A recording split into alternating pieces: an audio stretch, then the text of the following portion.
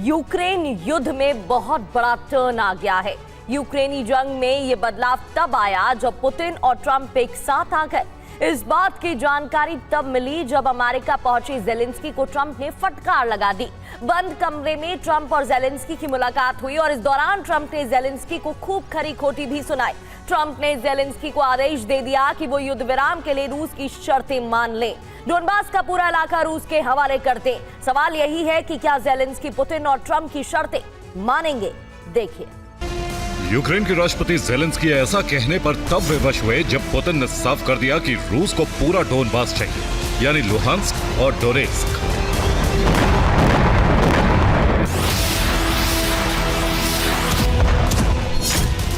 Ukraine surrender कर Donbas का पूरा इलाका रूस के हवाले कर दे।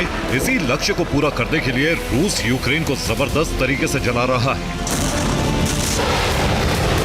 UEM Jaipur is a perfect target for prospective students aspiring for good jobs, good education with future-ready skills.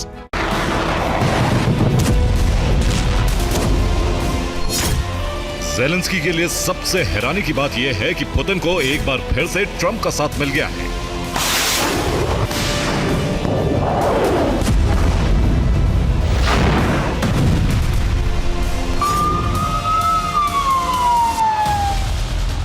अमेरिकी राष्ट्रपति भी इसी पक्ष में है कि यूक्रेन डोनबास रूस को दे ताकि युद्ध शांति की तरफ बढ़ सके।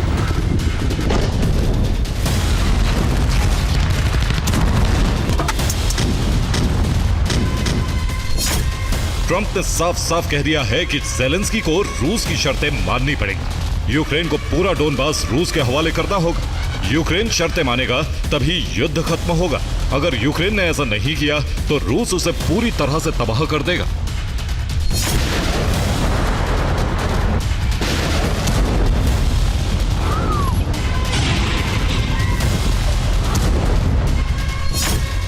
ट्रंप ने यह बयान तब दिया है जब जेलेंस्की उनसे मिलकर अमेरिका से लौटे।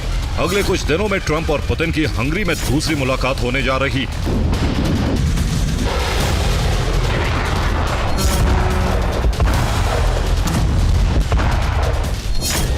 माना जा रहा है कि इस मुलाकात में युद्ध विराम की शर्तें फाइनल हो जाएंगी।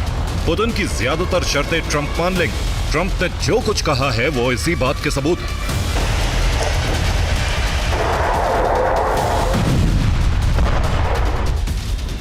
पुतिन की शर्तें अगर यूक्रेन ने मान ली तो रूस हमले रोक देगा, लेकिन अगर जेलेंस्की ने युद्ध विराम की शर्तें नहीं मानी तो रूस कीव पर कब्जे का अभियान लॉन्च कर देगा।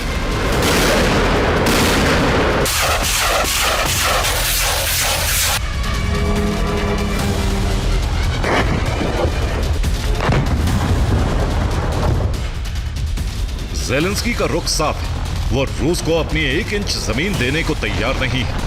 ना तो जेलेंस्की रूस की शर्तें मानेंगे, ना ही सरेंडर करेंगे। जेलेंस्की के इस जिद का परिणाम कितना भयावह होगा, इसकी कल्पना करना मुश्किल है। तो हंगरी में वार्ता के लिए पुतिन और ट्रंप मिलने वाले हैं। इस दौरान माना जा रहा है कि युद्ध विराम के लिए रूस अपनी शर्तें फाइनल करेगा। तो पुतिन ट्रंप के सामने क्या शर्तें रखने वाले हैं, आप समझते हैं। पुतिन की पहली शर्त यह है कि यूक्रेन लुहांस्क और डोनेत्स्क रूस के हवाले करे। ट्रंप को पुतिन की यह शर्त मंजूर है, यानी पुतिन चाहते हैं कि युद्ध विराम अस्थायी नहीं बल्कि स्थायी तौर पर हो। ट्रंप इसके लिए भी तैयार है। रूस की तीसरी शर्त क्या है?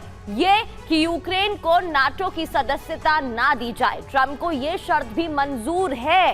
पुतिन चाहते हैं कि यूक्रेन में शांति सेना के नाम पर नाटो और यूरोप की सेना ना तैनात हो। ट्रंप इस बात को भी स्वीकार कर सकते हैं। रूस की 5वीं और अंतिम शर्त, नाटो फ्रंटलाइन से अपने हथियार हटा ले। ट्रंप इसके लिए भी तैयार है और इसको लेकर बातचीत की गई है। तो पुतिन और उनकी सेना का ऑपरेशन विंटर भी जारी है।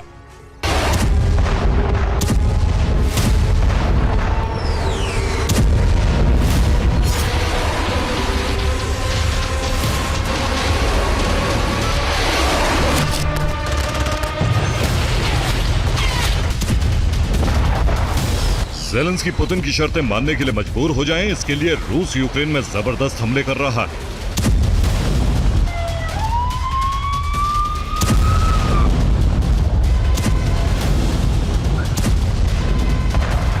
विनाश की ये ज्वाला पुतिन के ऑपरेशन विंटर का परिणाम है।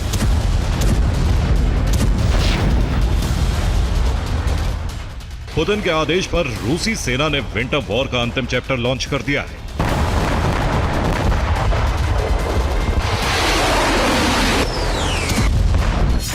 क्रेमलिन ने सर्दियों में यूक्रेन की तबाही का बहुत ही खतरनाक प्लान बनाया है।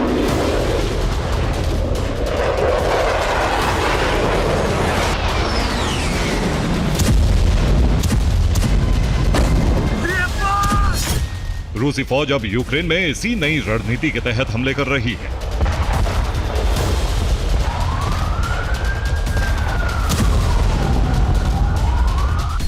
रूस की थल सेना यूक्रेनी शहरों पर तेजी से कब्जा कर रही है।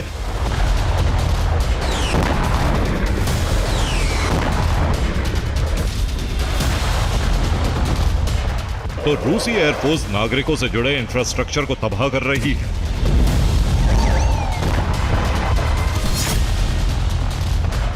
रूसी वायुसेना अब यूक्रेन के power station, power grid, gas station, gas pipeline, oil refinery को बर्बाद कर रही है, जिससे यूक्रेन में हर बीतते दिन के साथ बिजली, गैस और पेट्रोल की कमी होती जा रही है।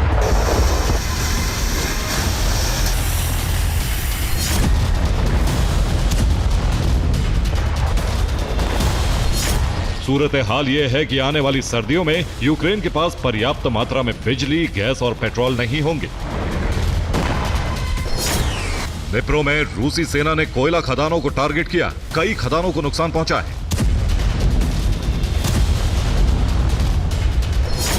रूस ने सबसे भीषण हमला पश्चिमी यूक्रेन के लवीव में किया। यहां रूस ने 78 ड्रोन और 12 मिसाइलें दागकर तबाही मचाई।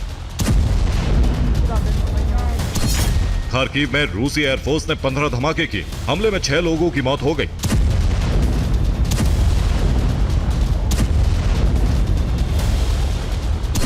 रूस के हमले की वजह से खार्किव के कई इलाकों में ब्लैकआउट हो गया है। कीव में रूस ने 20 ड्रोन से विस्फोट किए, कई इमारतें बर्बाद हो गई। ओडेसा में रूस ने यूक्रेन के पावर स्टेशन को जला दिया। क्रामातोर्स्क में रूस ने पहली बार फाइबर ऑप्टिक ड्रोन से तबाही मचाई। रूस यूक्रेन में अब जो हमले कर रहा है वो ऑपरेशन विंटर के तहत कर रहा है।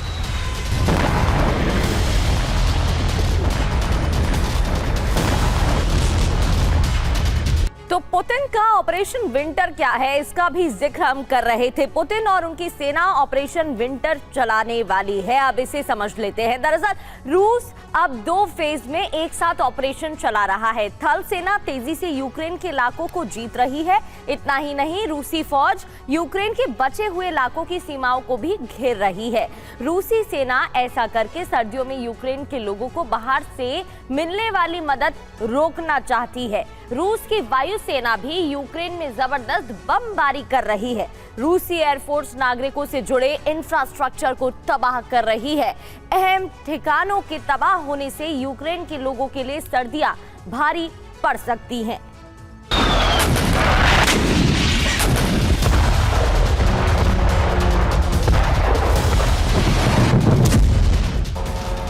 पुतिन सेना यूक्रेन पर अब न सिर्फ ड्रोन बल्कि इस्कंदर और क्रूज मिसाइलों की बरसात भी कर रही है।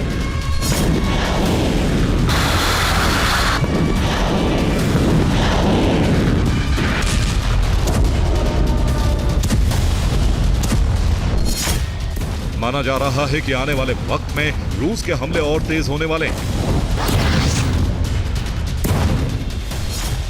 हंगरी अधिवेशन से पहले पुतिन ट्रंप को यह संदेश देना चाहते हैं कि अगर ज़ेलेंस्की ने उनकी शर्तें नहीं मानी तो रूस यूक्रेन का भूभाग बदल देगा।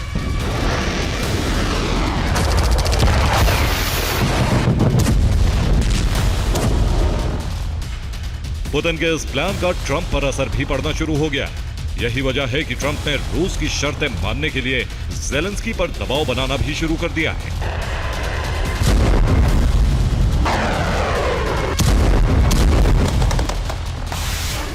जाहिर है, अगर ज़ेलेंस्की ने अपनी जमीन नहीं दी, अगर पुतिन की शर्तें नहीं मानी, तो यूक्रेन का ऐसा हश्र होगा जिसकी इस वक्त कल्पना नहीं की जा सकती है। Bureau report, TV9 Bharat.